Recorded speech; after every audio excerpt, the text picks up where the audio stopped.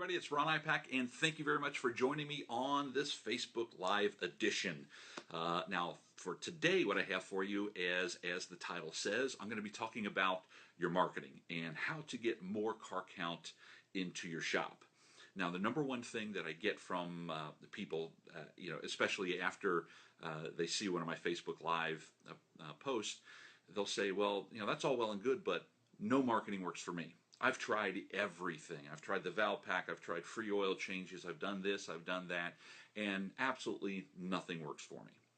As a matter of fact, just the other day after my Facebook Live went off, somebody talked about, well, I've got proof. My marketing doesn't work. Marketing just simply doesn't work for my people. Nobody wants to respond to it. So, okay, fine. So that's where I got the idea for today. So let me kind of take you through a little bit of an exercise to I guess figure out if your marketing really is working or if it's not. Okay, so typically the first thing I'll ask somebody when they say, hey, my marketing's not working, obviously they're not using my marketing. Okay, I've been doing this for 19 years. I know what marketing works and what doesn't work. So if they are using my marketing, I kind of get a little taken aback of, oh my gosh, what's going on? I know this works. I mean, we've got thousands of people using my marketing strategies to get tons of car count into their auto repair shops. How come it's not working for this guy? So I kind of take them through a series of questions to kind of figure out what's happening. Okay, so first question I ask somebody when they say their marketing is not working is, okay, what proof do you have that this marketing isn't working? And 99 times out of 100, they'll say, well, nobody's coming in. I'm looking at my invoices and nobody's bringing in the coupon. Nobody is taking advantage of the sale that I have. I mean, in some cases you can give away bars of gold and people still don't come in. Okay, so that's what they'll use is, here's my proof. Nobody has come in and used the service that was offered. Therefore, marketing's not working.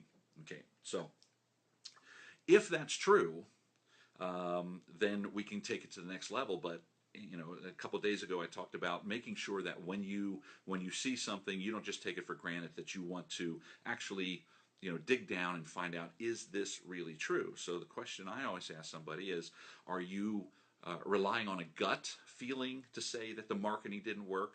You don't happen to see people in the shop, or do you actually have proof? That you have, and that beyond a shadow of a doubt that nobody is in your shop because of this. Because far too many people fly by the seat of their pants. They go by that gut feeling. And that's just not going to cut it here, especially if you're going to be talking with me and you're going to be talking about marketing, which is where my passion is. If you're going to tell me the marketing's not working, I'm going to say, okay, prove it to me. Look at your numbers. Your numbers will tell you, okay? And it could be something as simple as whoever entered the thing into your software didn't do a good job and it didn't even attribute that particular marketing piece. But let's just assume you have absolute proof. You know your numbers. You know that nobody came in, or very few people came in off of this special that you have. And by the way, marketing obviously needs to have some sort of an offer to get somebody off their couch to come into your shop, okay? So, if you have a really, really crappy offer, that might be part of the problem. So that's where we kind of dig into the next level. So right now we're saying we know for a fact that nobody or very few people came in for the special that you're advertising. Okay, now the next thing I'm going to ask you is, tell me about the marketing piece. Does it have a good offer on it, or is it just kind of a wishy-washy offer that that everybody in your area is already giving? If you're going to be the same as everybody else, you're going to get the same results as everybody else. And I don't want you to be ordinary. I want you to be extraordinary. So you have to have a really good offer. So let's just assume that you have a really good offer. And I can't tell you what a really good offer is for your clients. You know your clients better than I do. You know your area better than I do. But obviously we can give suggestions here or there. But I'll just assume you know what makes your customers tick. What kind of gets them excited about coming to your shop. Okay, so you've got the good offer. Who are you sending that offer? Who is seeing that offer? Who's your target audience that's going to see that offer is the next thing. Because you can have a terrific offer, but if you're sending it to somebody that doesn't care or can't use the service, well, there's a problem. So where this typically comes into play is people are tired of dealing with people that don't have any money. Okay, so what they assume the right thing to do is they go and they look for the most affluent areas, and they start marketing specifically to just the affluent areas, the people that have the money. And it makes perfect sense, and I understand the logic behind it. But if you drive through those neighborhoods and go through those high-end neighborhoods where you're getting your marketing out there, you're going to probably notice something very different than the typical car that your shop works on. You're going to find a lot of new cars. You're going to find a lot of leased cars. You're going to find a lot of high-end cars that maybe you're not equipped to handle. Okay, so you've got a great offer and you're sending it to maybe the wrong crowd of people. And that's the reason why they're not responding. Okay, they just don't, their cars are under warranty. If they, maybe they have a warranty and they have a service package where they don't have to pay for anything for the first 2, 3, or 4 years that's out there. So there's no reason why they could even bother to respond. So great offer, wrong crowd you're marketing to. The other thing that you want to look at is how are you getting that message to them? It's the media that you're using. Are you using direct mail? Are you using online? You're using email, carrier pigeon, whatever that is. You got to make sure that whoever your target audience, if it's the right target, of course, gets the right message, but delivered in a way that they will see it. So, I always use it as an example, and probably the extreme example of, if you're in the Amish community and you're solely using online marketing to attract new customers to your shop, that's a problem, right? You're not going to have a lot of Amish people that are social media active or online all the time. I'm only assuming this. I mean, I might be wrong. In that case, please let me know. But I'm going to assume that you're not going to get a whole lot of Amish people by doing electronic marketing. Okay, so you got to look at how you're delivering that message to them. So it's got to be the right message to the right market and delivered in a way that people are going to notice that you're marketing to them. Okay, now let's just take it to the next level. I'll assume that, okay, you have looked at your numbers and you have a preponderance of evidence that people are not responding. Nobody's coming in with that offer. Okay, we know that. I'll assume that you're sending a good offer to the right people in a way that they're going to see it. The next level is, let's look at the marketing itself. What is the job of your marketing piece? Is it to make a sale? No. Okay, a lot of people assume that the marketing piece is there to actually make the sale for you. The marketing piece is not designed to make the sale. It's designed to get a person from seeing it to the next level. What is the next level? Well, either stop by your shop or to call you on the phone.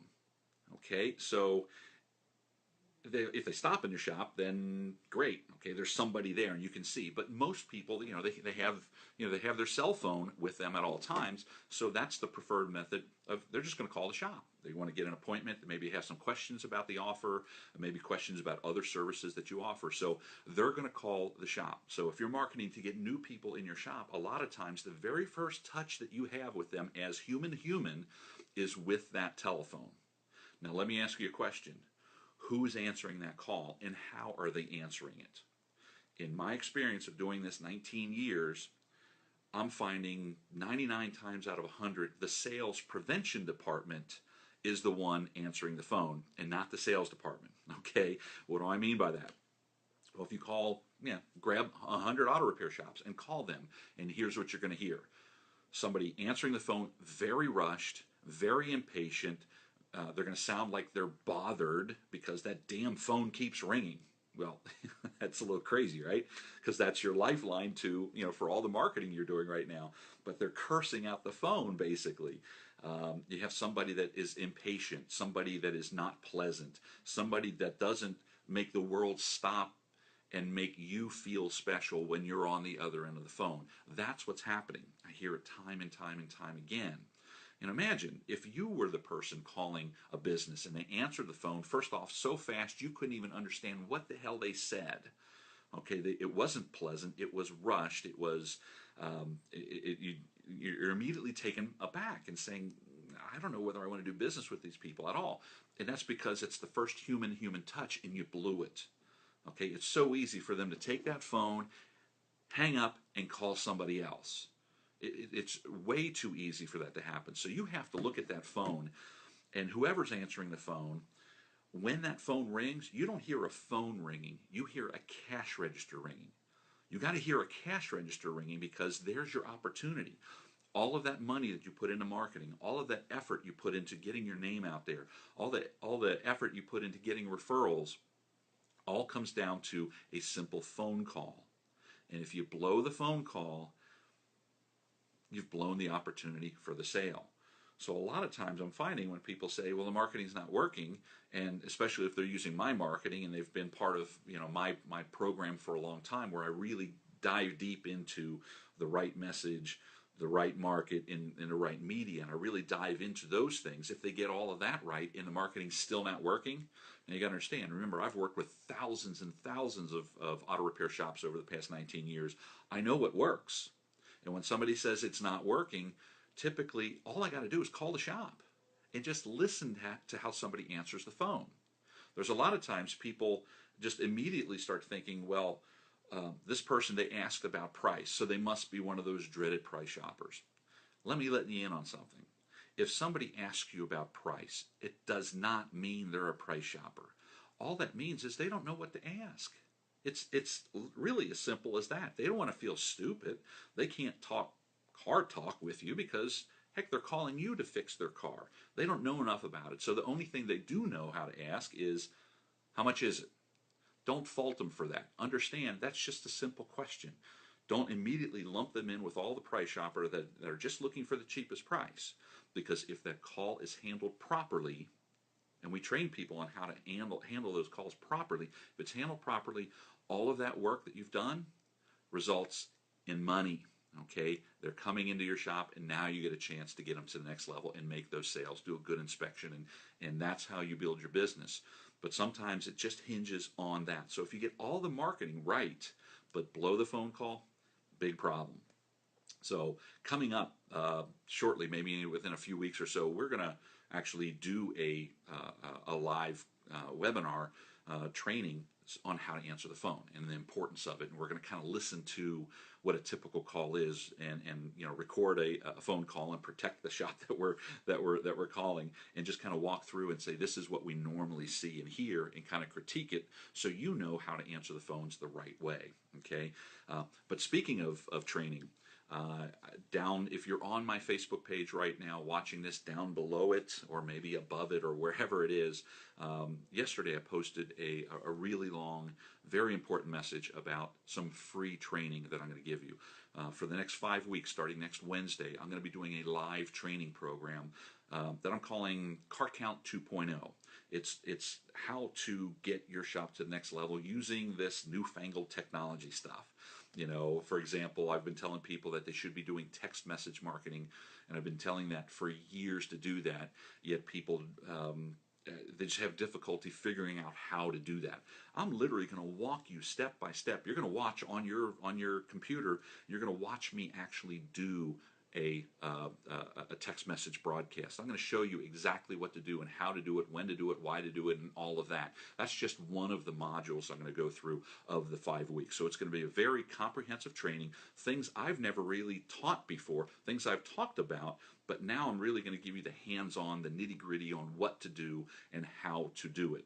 So if you'd like to be with me live for the next 5 weeks, starting next Wednesday, down below this video in another post, or somewhere on the Repair Shop Coach page that you're probably seeing this on, will be a long post. Just let me know that you're interested, and I will get the details out to you a little bit later on today on getting signed up for that program. So, and also, please, as I always say, go down below the video, like the video. Let me know that you like the video. Let me know that you're engaged in this.